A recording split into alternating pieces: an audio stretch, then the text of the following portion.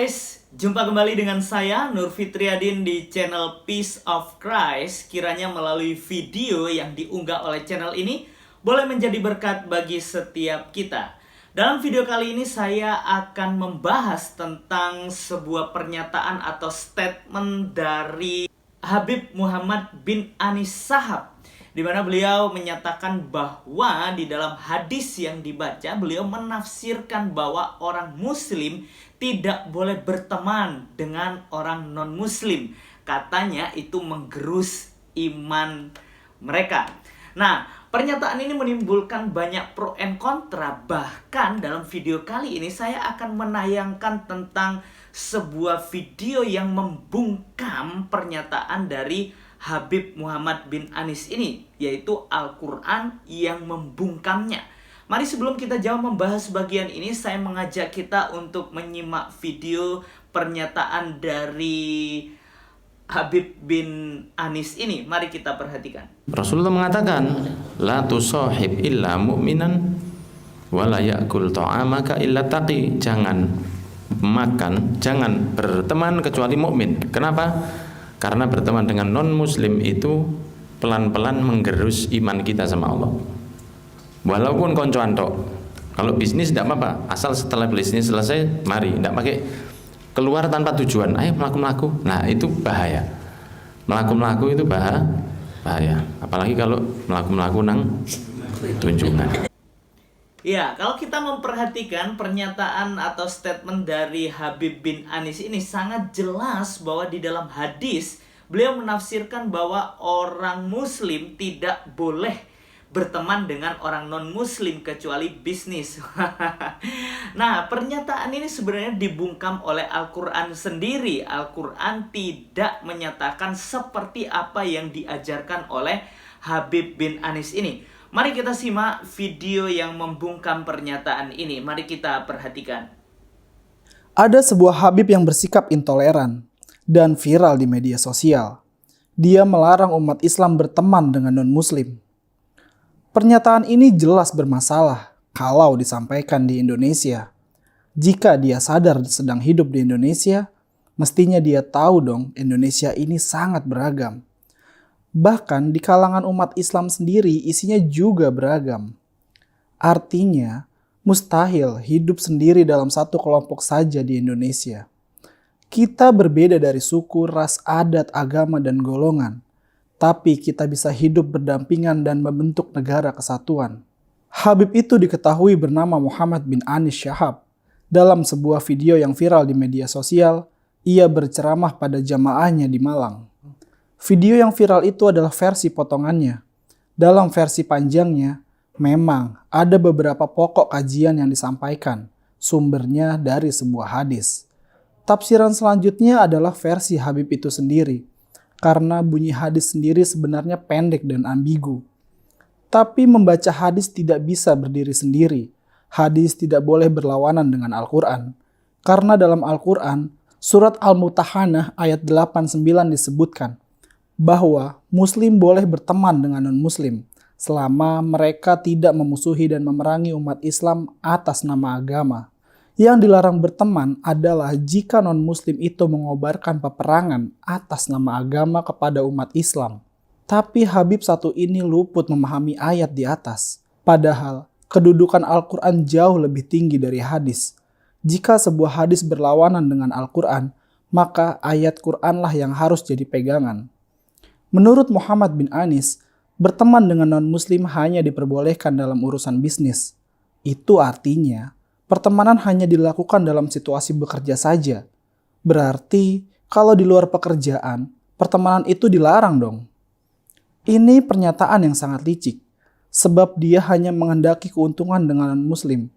Dan ini bukan sifat yang baik untuk ditiru. Karena agama apapun akan mengajarkan umatnya untuk menjadi pribadi yang tulus dan tidak pamrih. Tapi olehnya, ajaran agama dibelokkan jadi materialistis. Sikap rendah yang bahkan tidak layak dinyatakan oleh kaum awam.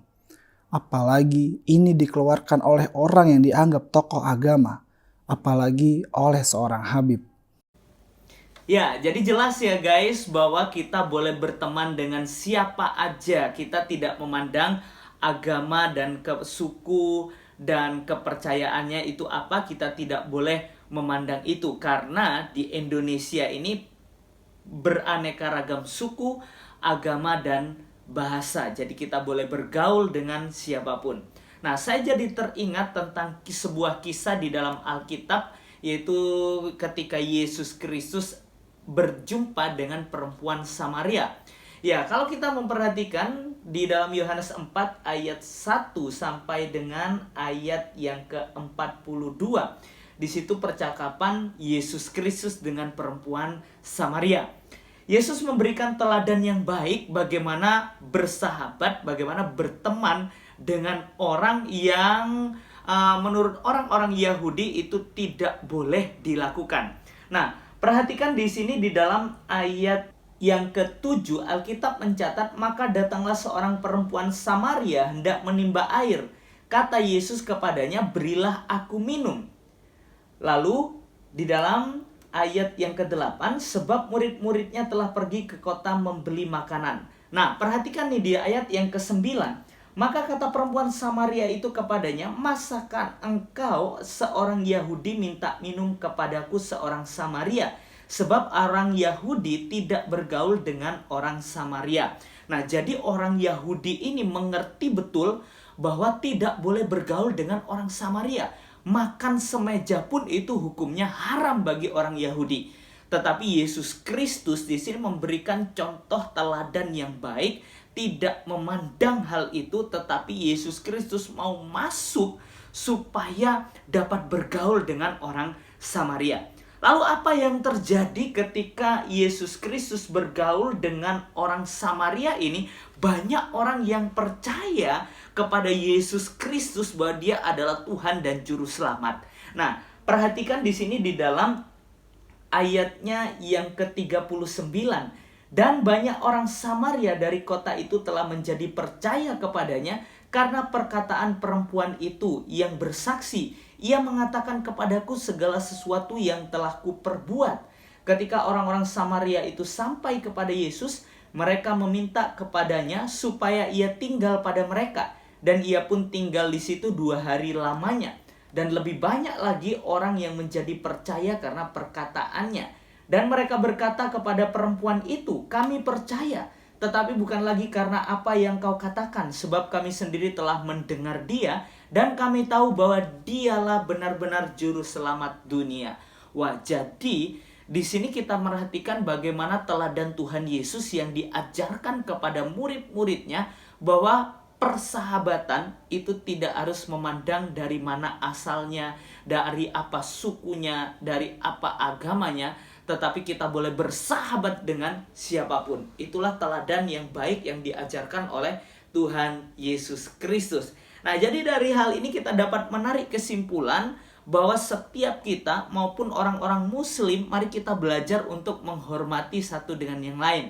Kita saling menghargai, kita boleh bersahabat dengan siapapun karena Indonesia ini penuh dengan kemajemukan, yaitu beraneka ragam suku, beraneka ragam agama dan kepercayaan bahasa yang dianut. Itu kita tidak boleh membeda-bedakan, tapi kita harus belajar untuk bersatu, bersahabat dengan baik demi menjaga keutuhan negara kesatuan Republik Indonesia. Kiranya melalui video ini kita boleh bersahabat dengan siapapun, kita boleh berteman dengan siapapun, dan pikiran kita dibukakan untuk kemajuan bangsa Indonesia. Tuhan Yesus memberkati. Selamat beraktivitas. Soli Deo Gloria.